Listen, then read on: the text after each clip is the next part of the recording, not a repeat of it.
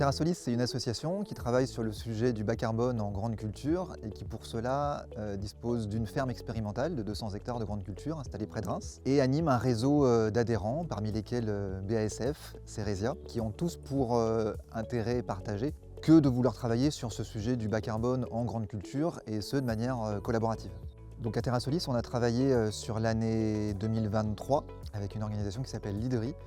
sur la construction d'un scénario de décarbonation des fermes de grande culture de Champagne-Ardenne à l'horizon 2035. Et surtout, spécificité de l'étude, évaluer également l'impact que cela pouvait avoir sur les industries agroalimentaires de la région. En termes de résultats, le déploiement de pratiques agricoles bas carbone, assez connu, on arrive à une baisse simulée de nos émissions de gaz à effet de serre agricoles sur nos fermes de grande culture de 18 à 25%. Ce qui correspond plus ou moins à l'objectif de la stratégie nationale bas carbone, première marche horizon 2030, sachant que bien évidemment ces pratiques agricoles bas carbone elles ont un coût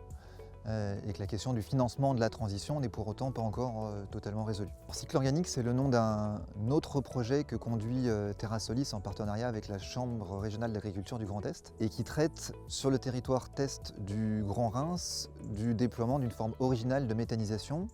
puisqu'il y sera aussi question de production d'hydrogène à partir de biomasse agricole. Et l'idée, c'est d'étudier de manière très opérationnelle pour le coup, de quelle manière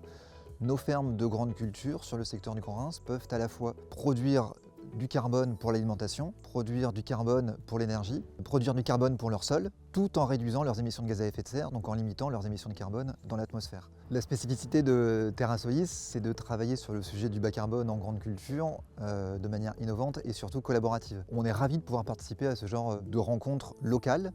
sur une vraie ferme, de vrais agriculteurs sur laquelle peuvent échanger donc BASF, Ceresia, notre association TerraSolis et tout l'écosystème agricole local sur ces questions qui sont quand même assez complexes de décarbonation de nos grandes cultures.